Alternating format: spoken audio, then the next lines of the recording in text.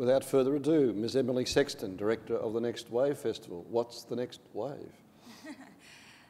Thanks, Steve, and I feel quite overwhelmed to be following up on you, Greg Hunt. But what I thought I'd do is think about, well, who hasn't been heard from today? And what I do is work with young artists and young artists around Australia. We have long-term conversations with them. We commission, we invest financially in their work, and we transition them into professional careers.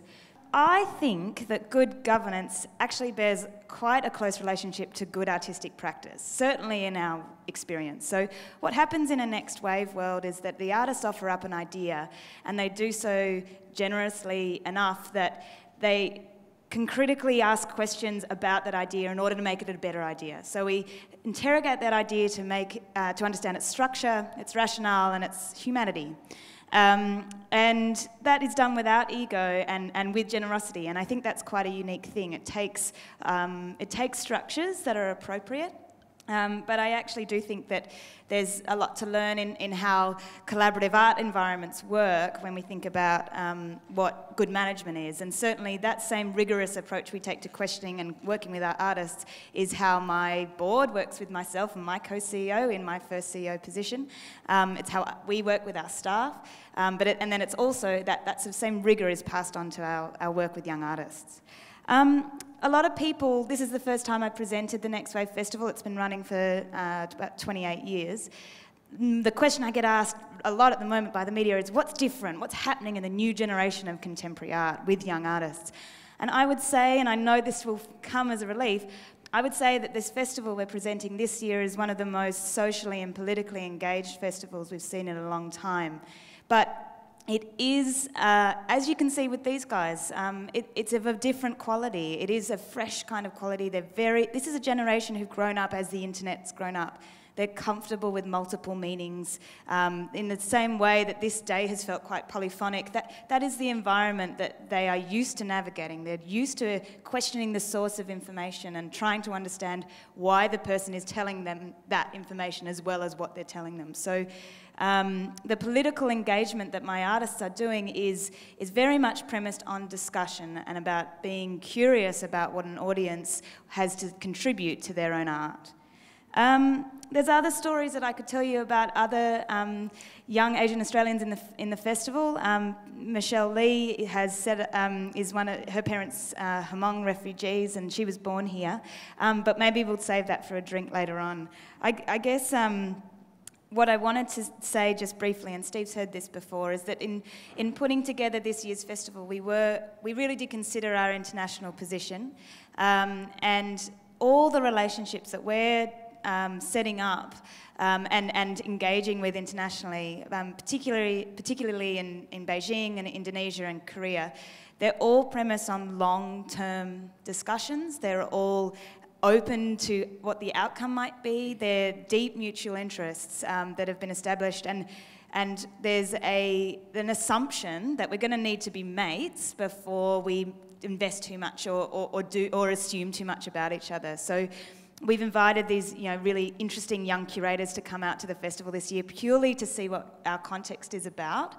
We particularly chose people who are initiating exciting things within their own community and doing that at a grassroots level.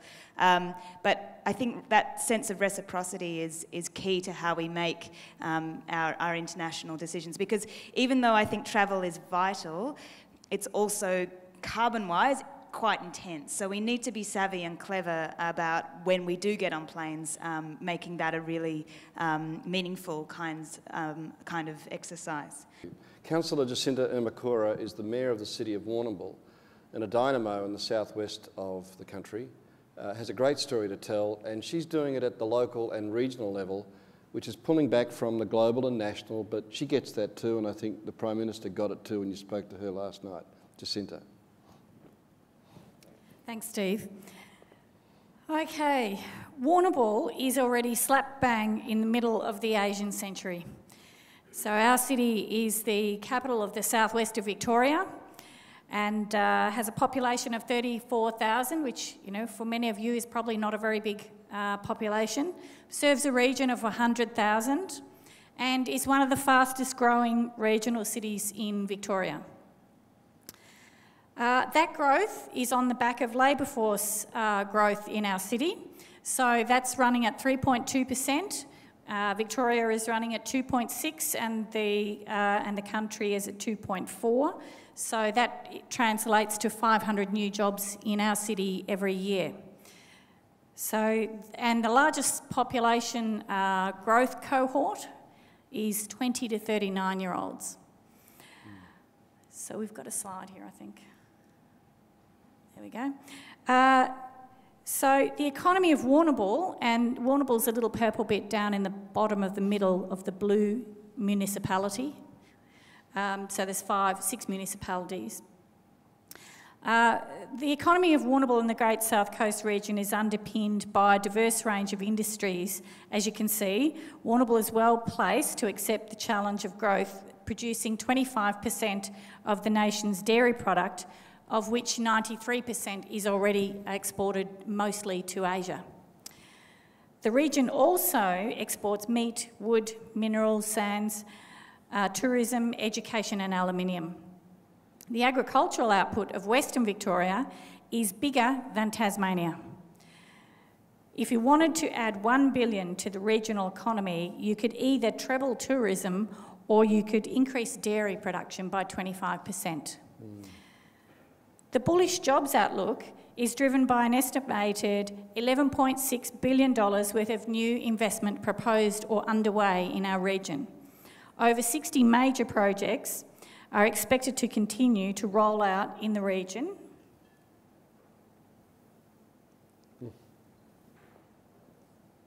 That's it.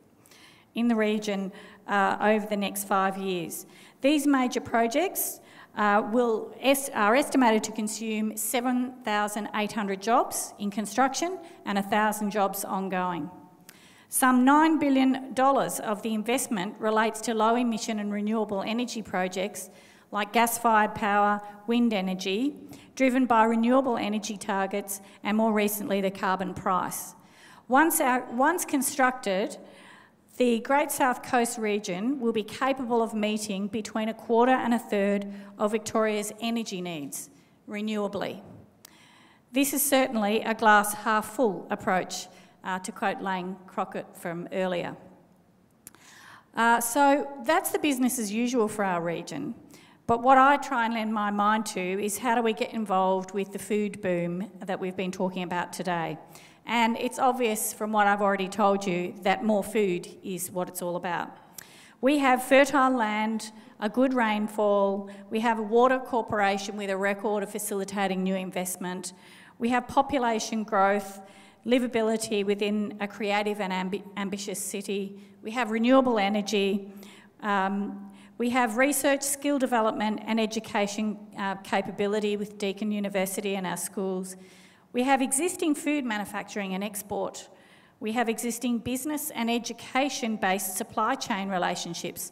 And I must admit, I was thinking of Henry's slide from right at the start of the day, thinking, well, that's sort of a little regional-based version of exactly what Ken's talking about. We also have existing logistic infrastructure, a freight hub, the Port of Portland and road freight as well. And more importantly, we have a peak dairy industry body that has a productivity plan. Many of these ingredients are identified in the submissions to the white paper that I notice in the website, the Australian Dairy Industry, Fonterra and the Victorian Government. There's no doubt we will need to get better at what we do if our region is to successfully take up the opportunities on offer. So what we could do is just do more of the same, so produce more dairy product and manufacture more, or we could use the same product but diversify what we manufacture from it, or we could use currently untapped resources like recycled water and produce new products. Or we could increase the supply of food for manufacturing by an injection of new knowledge and technology into existing farming techniques so that primary producers can understand and adapt to the market they are supplying, high-tech farming.